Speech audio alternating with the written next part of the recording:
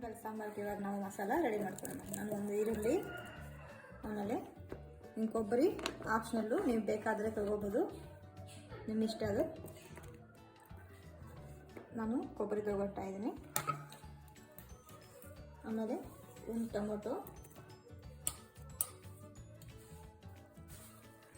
ಕೊತ್ತಂಬರಿ, ಪುದೀನ ಸೊಪ್ಪು ಹಾಕ್ಕೊತಾ ಇದ್ದೀನಿ. ನಾನು ಮಿಕ್ಸಿ ಜಾರಿಗೆ ಎಲ್ಲ ಮಸಾಲನೂ ಹಾಕ್ಕೊಂಡ್ಬಿಡ್ತಾ ಇದ್ದೀನಿ. ಇದಕ್ಕೆ ಒಂಚೂರು ಅರಿಶಿನ, ಚಕ್ಕೆ, ಲವಂಗ,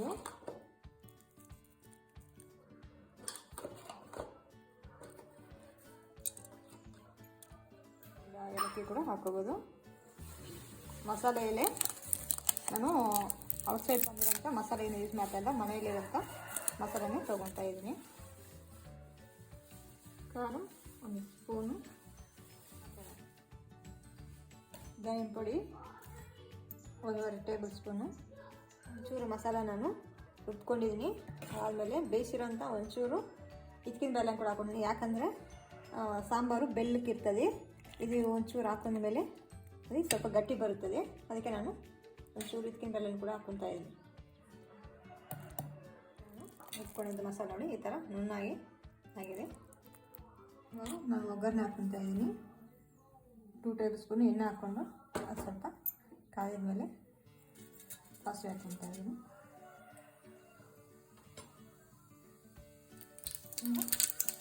ಒಂದು ಆನಿಯನ್ನು ಕಟ್ ಮಾಡಿರ್ತೀನಿ. ಆನಿಯನ್ನು ಯೂಸ್ ಮಾಡ್ತಾ ಇದ್ದೀನಿ. ನೀವು ಉದ್ದ ಕಟ್ ಮಾಡಬೇಕು, ಇಲ್ಲ ಚಿಕ್ಕ ಮಾತ್ರ ಕಟ್ ಮಾಡ್ಕೋಬೋದು. ನಾನಿಲ್ಲಿ ಕರಿಬೇವು ಸೊಪ್ಪು ಹಾಕಿಲ್ಲ, ನಿಮ್ಗೆ ಬೇಕಾದರೆ ನೀವು ಹಾಕ್ಕೋಬೋದು.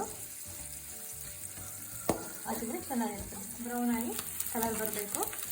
ಆದಮೇಲೆ ರುಬ್ಕೊಂಡು ಇಟ್ಕೊಂಡಿರೋಂಥ ಮಸಾಲೆನೇ ಹಾಕ್ಕೊತಾ ಇದ್ದೀನಿ.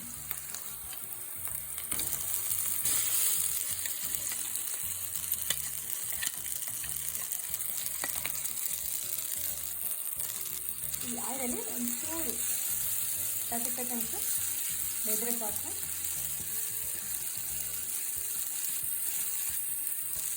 ಹಸಿ ಸ್ಮೆಲ್ಲೆಲ್ಲ ಹೋಗಬೇಕು ಒಂಚೂರು.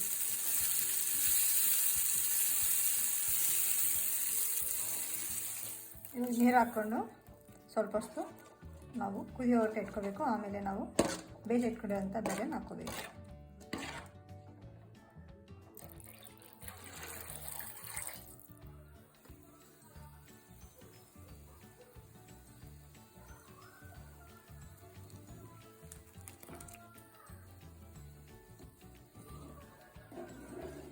ಇವಾಗ ಸಾಂಬಾರು ಕುದೀತಾ ಇದೆ. ಈಗ ನಾನು ಬೇಯಿಸಿ ಇಟ್ಕೊಂಡಿರೋಂಥ ಬೇಳೆನ ಹಾಕ್ತಾ ಇದ್ದೀನಿ. ಇದರಲ್ಲಿರೋ ನೀರಿನ ಅಂಶ ಎಲ್ಲ ನಾನು ಆಲ್ರೆಡಿ ಹಾಕಿಬಿಟ್ಟಿದ್ದೀನಿ. ನೀವು ವೇಸ್ಟ್ ಮಾಡಬೇಡ್ರಿ. ಇದರಲ್ಲಿ ನೀರು ಕೂಡ ಇದಕ್ಕೆ ಹಾಕ್ಕೊಂಡು ಚೆನ್ನಾಗಿರ್ತದೆ. ಈಗ ನಾನು ಉಪ್ಪು ಅವಾಗ ಹಾಕಿಲ್ಲ, ಯಾಕಂದರೆ ನಾನು ಇದು ಬೇಳೆ ಬೇಯಿಸ್ಕೊಳ್ಳೋವಾಗ ಉಪ್ಪು ಸ್ವಲ್ಪ ಆಲ್ರೆಡಿ ಹಾಕಿದ್ದೀನಿ.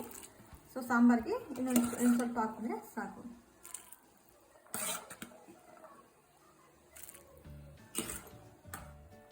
ಕೊತ್ತಂಬರಿ, ಪುದೀನ ಸೊಪ್ಪು ನೀವು ಬೇಕಾದರೆ ಕೊತ್ತಂಬರಿ ಸೊಪ್ಪು ಮಾತ್ರ ಹಾಕೋಬೋದು. ನಾನು ಇಲ್ಲಿ 2 ಯೂಸ್ ಮಾಡ್ತಾಯಿದ್ದೀನಿ.